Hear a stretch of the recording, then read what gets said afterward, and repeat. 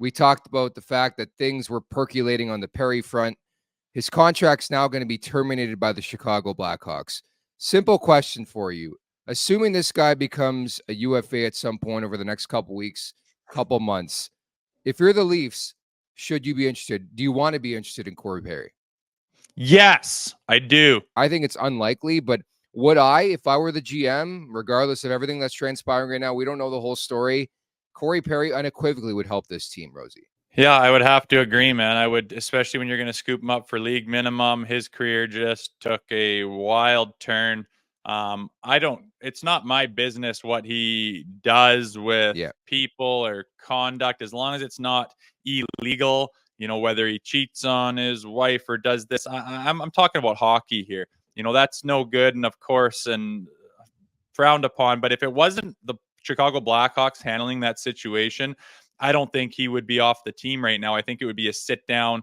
From what I can tell, he fooled around with a staff member, and after what the Chicago Blackhawks went through with that debacle of a Kyle Beach story, they're not taking any chances. They took a lot of heat for that, and they made sure that they got it right this time, in their opinion. So they covered their ass is what happened. And I believe if that happened in any other organization, it would be a private sit-down conversation.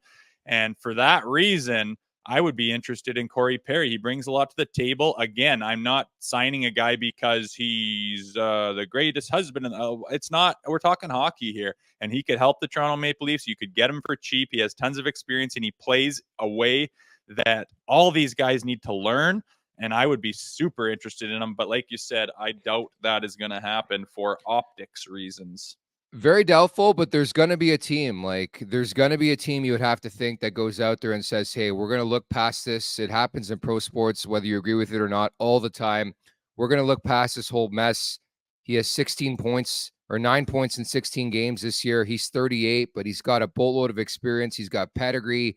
He steps up large when it matters most. There's just so many checklist items that if I were the Leafs, how am I not interested? And I think some people in the chat make a good point. Maybe you replace a Ryan Reeves on the fourth line with a Corey Perry. Would you do that and just bury Ryan Reeves? To bury him, you could pull him in and out. Or he could be the 13th forward? Yeah, you could pull him in and out like necessary, like we talked about. That's an option for sure, and especially when you're getting him for so cheap, man. I mean, I don't imagine.